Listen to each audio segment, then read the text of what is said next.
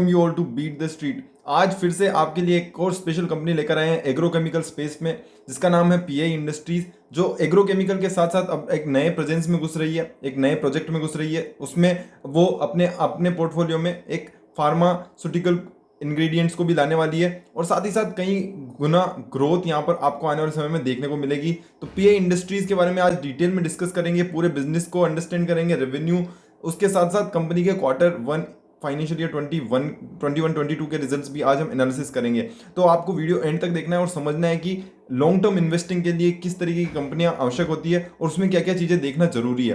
तो पूरा in depth analysis करने वाले हैं, तो चैनल को सब्सक्राइब करें, वीडियो को लाइक और शेयर करें ताकि लोगों तक ये चीज़ें पहुंच सके, क्योंकि काफ़ी मेहनत लगती है किसी भी कंपनी को पूरी तरीके से एनालिसिस करने और साथ ही साथ उसको एक शॉर्ट वे में समझाने के लिए। तो सबसे पहले हम बताते हैं कि कंपनी का जो मेन काम है, जो अभी कंपनी करती है, वो है एग्रोकेमिकल, और धीरे धीरे कंपनी फार्मास्यूटिकल में भी घुस रही है, जैसा कि मैंने वीडियो के स्टार्टिंग में बताया। इसके अलावा गुजरात में उनका एक बहुत ही बड़ा डेवलपमेंट टीम और इन हाउस इंजीनियरिंग कैपेबिलिटीज़ के साथ कंपनी काम करती है। रेवेन्यू ब्रेकअप की बात करें तो दो मेन कैटेगरी है, जिसमें 76% ऑफ द रेवेन्यू आता है एक्टिव इंग्रेडिएंट से एंड इंटरमीडिएट से, और 23% आता है revenue from sale of formulation. तो इंग्रेडिएंट्स, एक्टिव इंग्रेडिएंट्स और फॉर्मुलेशन में क्या फ़र्क होता है, सबसे पहले वो समझना काफ़ी ज़रूरी है। तो वो उसके लिए मैंने गूगल का यहाँ पे लिया है। तो एक्टिव इंग्रेडिएंट्स या एपीआई की अगर मैं बात करूँ, जिसका मतलब होता है कि जो ड्रग बनाने में किसी भी चीज़ में आवश्यक होता है, मतलब कि अगर हमारी जो दवाएं होती है, तो दवाइयों में जो वाइट कलर का जो जो दवाई है कॉमन, वो तो कॉमन ही होती है, मतलब कोई भी किसी भी फॉर्मेट में हो वो दवाई तो कॉमन ही होती है, बट उसके अंदर जो एक चीज़ डलती है जिसके कारण कि वो चीज़ क्योर होगी, कोई भी चीज़, जैसे कोई भी कैंसर की दवाई है तो जिससे कैंसर क्योर होगा, वो उसमें डाला जाता है उस दवाई में, ताकि वो गोली आप लोगे और वो जो एक्टिव इंग्रेडिएंट है उसको आप यूज करके, और फिर आप उस चीज़ को, उससे आपका जो चीज़ है वो क्योर होगी, मतलब आपके कैंसर क्योर होगा। और जबकि फॉर्मुलेशन क्या होता है, फॉर्मुलेशन है process in which different chemicals including active ingredients are mixed in a specified ratio, तो वो होते हैं फॉर्मुलेशन। तो कंपनी का जो मेन सोर्स है वो 76% आता है कंपनी के एक्टिव इंग्रेडिएंट से, और 23% आता है फॉर्मुलेशन से। तो I think these both things are clear कि जो मेन प्रोडक्ट है वो एक्टिव इंग्रेडिएंट है, और formulation is the process by which ingredients and other products are mixed.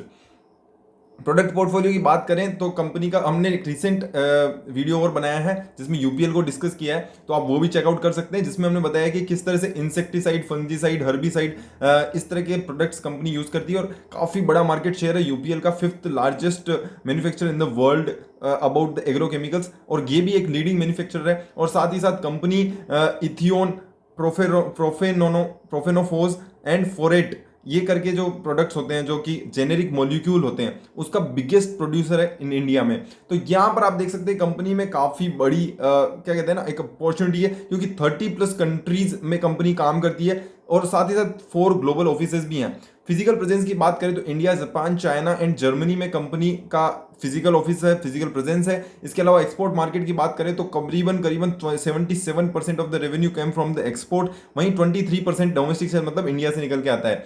USA, Brazil, Saudi Arabia, Myanmar, Indonesia, UK, France, Italy जैसी कई बड़ी countries इसमें शामिल है, और साथ ही साथ 30 से ज़्यादा कंट्रियों में कंपनी का काम और कारोबार फैला हुआ है। मैन्युफैक्चरिंग फैसिलिटीज़ की बात करें तो 5 फॉर्मुलेशन फैसिलिटीज़ है, वहीं 13 मल्टी प्रोडक्ट प्लांट्स कंपनी के पास हैं, जिसमें 4 मैन्युफैक्चरिंग लोकेशंस भी शामिल है। The company commission 2 new multi product plants in financial year 20, तो बीते साल में कंपनी ने 2 यहाँ पे नए मल्टी प्रोडक्ट प्लांट्स भी यहाँ पर लेकर आई है। इसके अलावा डिस्ट्रीब्यूशन नेटवर्क की बात करें तो 9 zonal offices, 28 depots, 1500 experience field force, 10,000 से ज़्यादा एक्टिव डीलर्स एंड डिस्ट्रीब्यूशन, और 1 लाख से ज़्यादा रिटेलर्स के थ्रू कंपनी पूरे इंडिया में फैली हुई है, और एक 1 मिलियन से, मतलब कि मोर देन 1 मिलियन फार्मर्स से कंपनी जुड़ी हुई है। तो यहाँ से एक बड़ा स्पेस इंडिया में के साथ साथ कहीं ना कहीं एक आउट ऑफ इंडिया में भी कंपनी का काफ़ी बड़ा स्पेस है, जिससे कि 75% के से ज़्यादा वहाँ पर रेवेन्यू निकल के आता हुआ नजर आता है। रिसर्च एंड डेवलपमेंट किसी भी एग्रोकेमिकल या किसी भी केमिकल कंपनी के लिए सबसे इंपॉर्टेंट चीज़ जो है वो है R&D। देखो, जब भी मैंने यूपीएल की बात की थी तब भी हमने देखा था कि 2 से 3% of the revenue they are spending on R&D activities, because it is very much needed. अगर आपको एक्टिव रहना है फार्मा स्पेस में, या आपको रहना है एक्टिव रहना है एग्रोकेमिकल या किसी भी केमिकल कंपनी में, तो आपको R&D में लगातार खर्चा करना होगा और एक ऐसे प्रोडक्ट को इनिशिएट करना होगा, एक नए प्रोडक्ट को जन्म देना होगा जिससे कि जो आप में एक यूनिक कैपेबिलिटी पैदा करे और उसका आप पेटेंट लेके आप कहीं ना कहीं उस पूरे मार्केट को पूरे ग्लोबली आप उसको सर्व कर सको।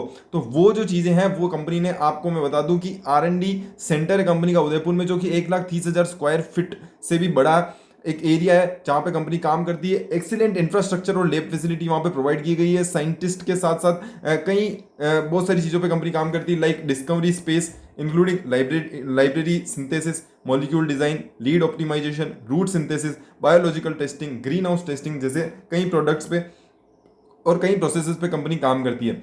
रेवेन्यू विजिबिलिटी की बात करें तो एक्सपोर्ट ऑर्डर बुक की हम बात कर लेते हैं।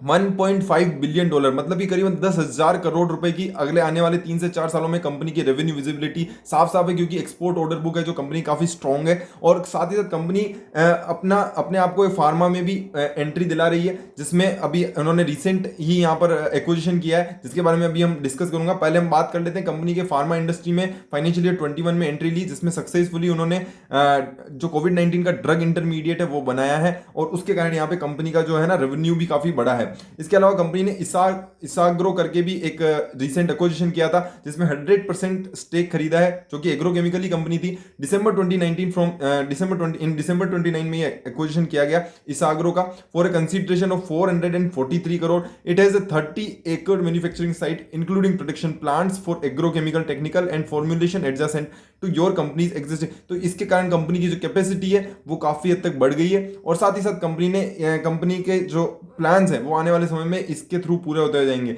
इसके अलावा एक्विजिशन प्लान में Isagro domestic business was demerged to Zivagro limited and the remaining businesses. तो दो इसमें जो इसाग्रो था उसको हमने जिवाग्रो, और जो उसके जो अदर बिजनेसेस थे उसको हमने खुद में मर्ज कर लिया, और जिवाग्रो एक नई कंपनी एक नई सब्सिडरी के थ्रू पे हमने उसको बनाया है। अगर हम बात करते हैं कंपनी की फंड रेजिंग की, तो जुलाई 2020 में कंपनी ने अपने 2,000 करोड़ रुपए का एक QIP लाया था, जिसमें 1.36 crore of the equity share for a price of 1469 पे कंपनी ने लेकर आया था। पार्टिसिपेंट में यहाँ पर smaller cap world, ICICI, Aditya Birla, Axis mutual fund, Sundaram mutual fund and Amundi funds जैसे कई बड़े इन्वेस्टर शामिल हैं।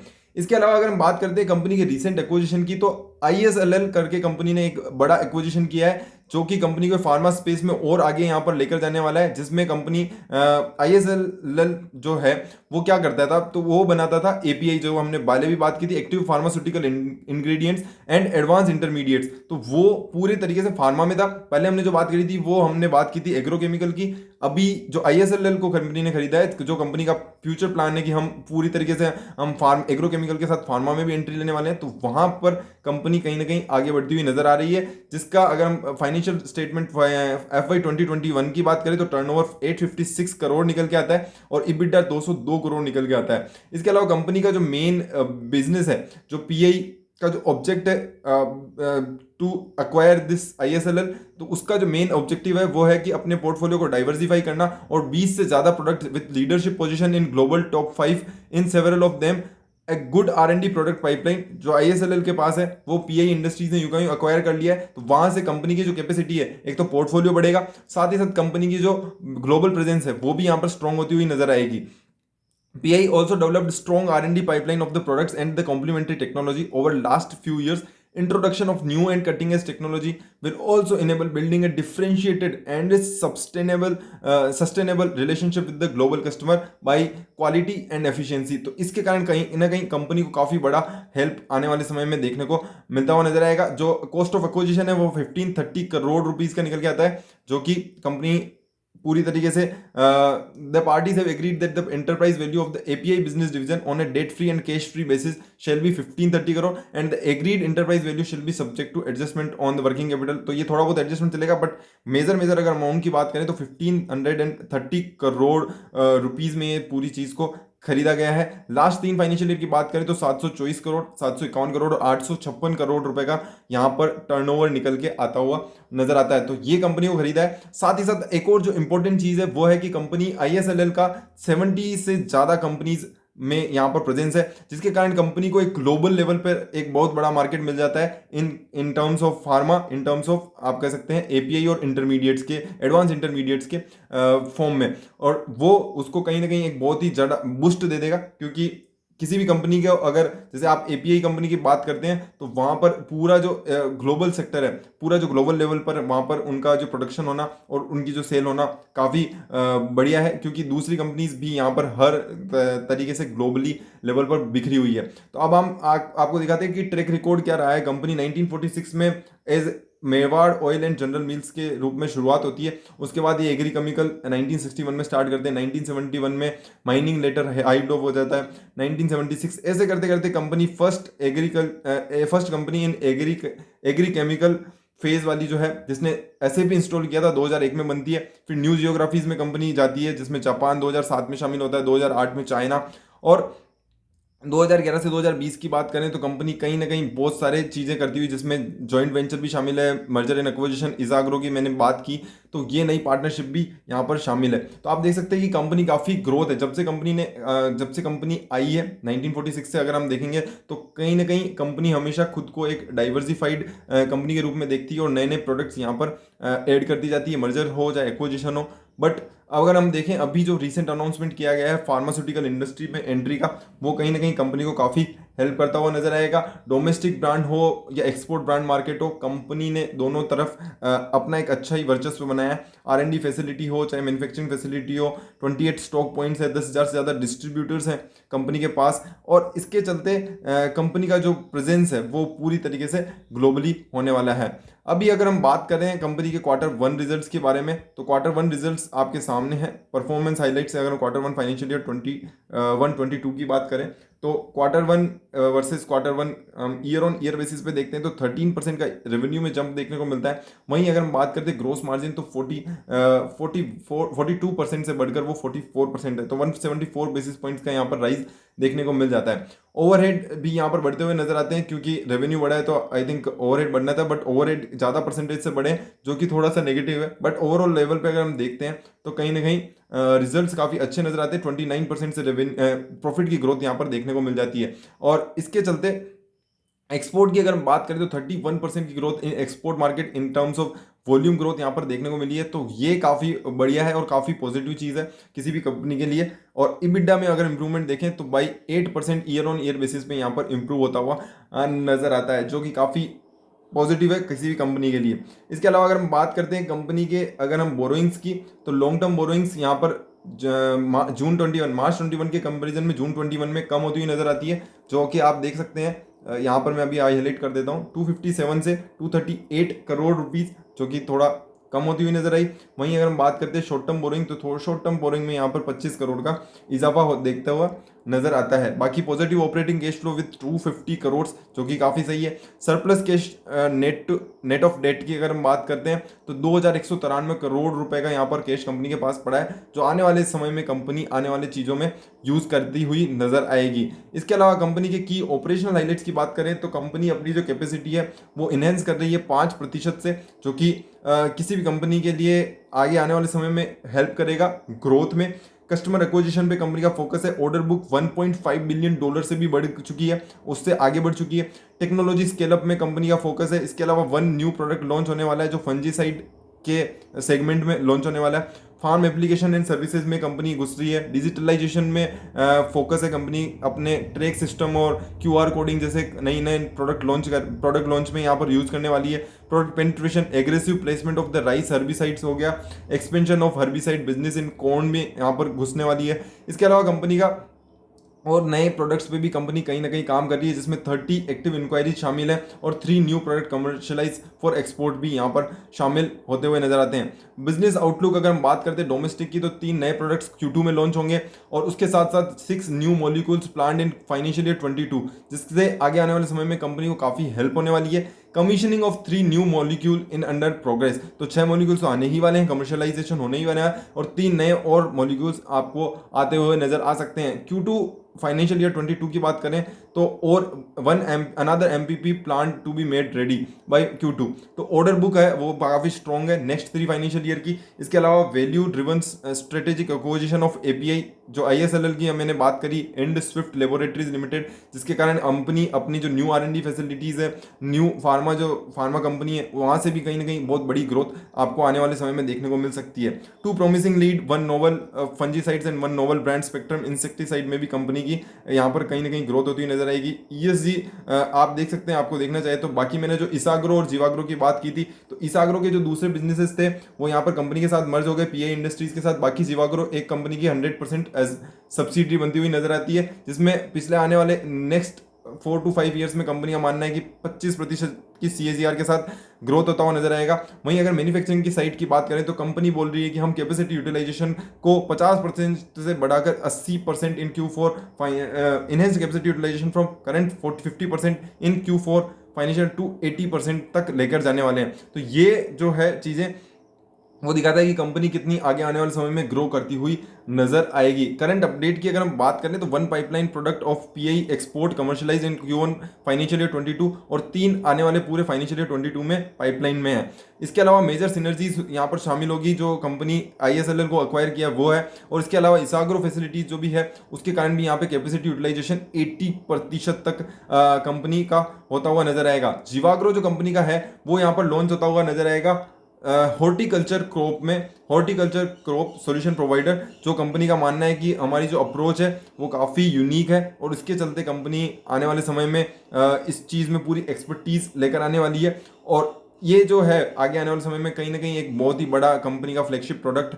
बन सकता है हॉर्टिकल्चर क्रॉप सॉल्यूशन में। तो इंडस्ट्री लीडरशिप के साथ साथ कंपनी का यहाँ पर कहीं ना कहीं एक बहुत ही बड़ा कंट्रीब्यूशन रहा है इंडिया की ग्रोथ में भी, और as well as global presence में भी कंपनी का बहुत ही बड़ा नाम रहा है। अब आ जाते हैं अगर हम समझते हैं कंपनी के चार्ट को, तो अभी कब एंट्री लेनी चाहिए वो भी यहाँ पर जरूरी है।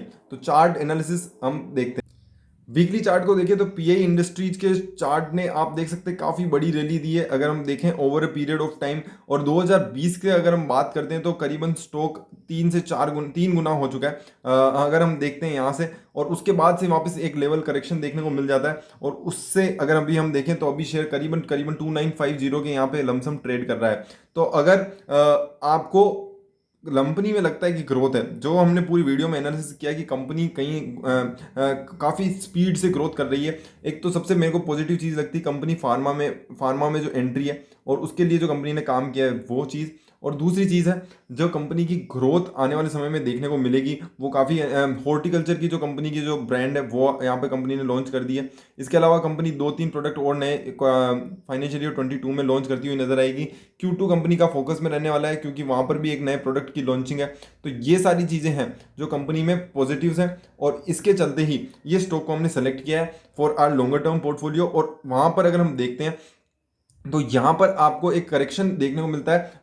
करेक्शन क्या मेरे को मतलब एक जो यहाँ से जो स्पीड नजर आ रही थी ये आप देख सकते हैं कि एक स्पीड काफ़ी तगड़ी थी। यहाँ से 1800 रुपये तक का लेवल कंपनी ने टच किया था कोरोना के टाइम में, और उसके बाद से यहाँ पे ग्रोथ आप देख सकते हैं कि लगभग स्टॉक है जो 3x हो चुका है। बट पॉसिबिलिटी एंड कैपेबिलिटीज इतनी ज़्यादा है, अभी जो 50% से कंपनी की जो रेंज है वो 80% होने वाली है। कंपनी का जो कैपेसिटी यूटिलाइजेशन है वो यहाँ पर इतना बढ़ने वाला है, तो वो सारी चीज़ें जो है कंपनी को एड ऑन करेगी। और आने वाले टाइम में जो ग्लोबल मार्केट में जो कंपनी का प्रेजेंस है वो भी बढ़ने वाला है ISLL के थ्रू, जीवाग्रो के थ्रू, और साथ ही साथ एग्रोकेमिकल स्पेस में भी कंपनी काफ़ी हद तक अपनी कैपेसिटी को एक्सपेंड कर रही है, और वो सारी चीज़ें कंपनी को एड ऑन करती हुई नजर आएगी। स्टॉक की अगर हम बात करें तो एंट्री मेरे को लगता है कि करीबन यहाँ पर है ना थोड़ा सा आपको टाइम लगेगा। थोड़ा सा स्टॉक मेरे को लगता है कि कंसोलिडेट हो सकता है। तो अगर हम स्टॉक की कंसोलिडेशन की बात करें तो अभी जो ये करीबन 3300 रुपये के लेवल्स को टच करके आया है, और 3300 से 2600 रुपये तक की ये जो बड़ी रेंज है इसमें आपको एंट्री लेनी है। और इस एंट्री के बाद आपको Q2 जैसे ही आएगा और वहाँ पे आप देखेंगे कि आपको एक बहुत बड़ा राइज देखने को मिलता है। और साथ ही साथ अभी भी यहाँ पर एक पोटेंशियली एक अच्छी कंपनी है, और मेरे हिसाब से 20% अगर आपको टोटल 1000 रुपये लगाने हैं, 1000 रुपये तो क्या लगाओगे आप, करीबन आपको जैसे आप मान लो कि आपको अगर 50,000 या लाख रुपए लगाने हैं तो 20% मतलब करीबन 20,000 रुपये अभी आप लगा सकते हो इसी CMB के ऊपर, मतलब कि अभी 3,000 के रुपए के नीचे है। तो यहाँ पर आप एक 20% अभी अपना पैसा अलोकेट कर सकते हो। 30% पैसा आपको अलोकेट करना होगा जब स्टॉक 10% प्लस माइनस पे हो, मतलब कि अगर 3,000 रुपये पे आपने 20% लिया, उसके बाद अगर स्टॉक अगर 3,300 चला जाता है या उससे नीचे 2,700 रुपये चला जाता है, तो आपको 30% अलोकेट करना है। और उसके बाद आपको फिर दो ट्रेंचेज में मतलब 25% और 25% आपको अलोकेट करना है। तो ये पूरा जो फॉर्मूला है 20 30 25 25, ये हमारा हमारा खुद का यूनिक फॉर्मूला है जिससे हम खुद इन्वेस्टिंग करते हैं। और यहाँ पर भी वापस आपको 10% प्लस माइनस का वापस फॉर्मूला लगाना है, 10% प्लस माइनस का फिर फॉर्मूला लगाना है। मतलब कि अभी सीएमपी पे खरीदो 20%, उसके बाद 30% आपको फिर खरीदना है 10% प्लस माइनस में, फिर 25% 10 प्लस माइनस, और फिर 25%। तो इसके कारण क्या होता है ना, जो आपकी जो प्राइसिंग है वो पूरी एवरेज आउट हो जाती है, और उसके चलते आपको जो लॉन्गर टर्म में जो आपको जो प्राइस बेनिफिट मिलता है वो काफ़ी बढ़िया मिलता है। तो ये जो फॉर्मूला है 20 30 25 25, ये आप हमेशा अपने लॉन्गर टर्म पोर्टफोलियो वाले जो स्टॉक है उसमें अप्लाई कर सकते हो, और आप देख सकते हो कि आपको कितना ज़्यादा गेन मिलता है। क्योंकि देखो, अपन एक दिन में अपन प्रेडिक्ट नहीं कर सकते कि कंपनी का स्टॉक कल वहाँ चला जाएगा या आज वहाँ चला जाएगा, नीचे भी जा सकता है स्टॉक, ऊपर भी जा सकता है। बट अगर आपको कंपनी का बिजनेस समझ में आ रहा है, कंपनी के प्रोडक्ट समझ में आ रहे हैं, कंपनी में ग्रोथ दिखती है, तो आप उसमें एंट्री ले लें। एक बार 20% आप पैसा लगा देंगे तो आप उसकी ट्रेकिंग आप ढंग से कर पाएंगे। और उसके बाद आप 30% तब अलोकेट करें जब आपको थोड़ा कंफर्ट आने लग जाए कि हाँ यार 10% अप ट्रेंड है या डाउन ट्रेंड है, और उसके बाद भी कंपनी अच्छी यहाँ पर ग्रोथ स्टोरी है, कंपनी के पास पूरी फुल स्टोरी है, कंपनी आने वाले समय में क्या करने वाली, तो हम उसमें इन्वेस्ट कर सकते हैं। And I think it's a growth company. तो आपको यहाँ पर बने रहना होगा। 1 साल या 2 साल का अगर हम लॉन्गर टर्म टाइम फ्रेम की बात करें, तो मेरे को लगता है करीबन करीबन स्टॉक आपको 1 साल के अंदर, 1 साल मतलब कि जून से जुलाई, मतलब जुलाई से जुलाई पकड़ लो आप, अगले साल तक आपको 5,000 रुपये तक के लेवल्स यहाँ पर दिखा सकता है। ये हमारा लॉन्गर टर्म टारगेट है। इसमें मैं शॉर्ट टर्म टारगेट नहीं दे रहा हूँ, क्योंकि मेरे को लगता है कि कंपनी काफ़ी बढ़िया है, और आपको इसमें निवेश करके एक लॉन्ग टर्म फ्रेम में आपको इन्वेस्ट करना चाहिए। तो it is not a swing trade, it is not a smaller trade, आपको लंबे टाइम तक निवेश करना है। क्योंकि देखो, प्लान्स कंपनी के बड़े हैं तो आपको टाइम भी ज़्यादा लगेगा, और उसी के लिए निवेश भी आपको थोड़े लंबे टाइम फ्रेम के लिए करना पड़ेगा। तो आप तभी एंट्री लें। It is for educational purpose. आपको अगर वीडियो पसंद आई तो लाइक और शेयर करें, और साथ ही साथ अपने स्टॉक रिकमेंडेशन आप कमेंट सेक्शन में लिख सकते हैं। थोड़ी वीडियो बड़ी होती है बट आपको अंडरस्टैंडिंग पूरी देने की कोशिश करते हैं, तो इसीलिए आप अपना पूरा पूरा रिकमेंडेशन वहाँ पर लिख सकते हैं। Thank you so much. आपको अगर वीडियो यहाँ तक देखी तो कमेंट करके जरूर लिखें कि आपको वीडियो कैसी लगी। Thank you so much.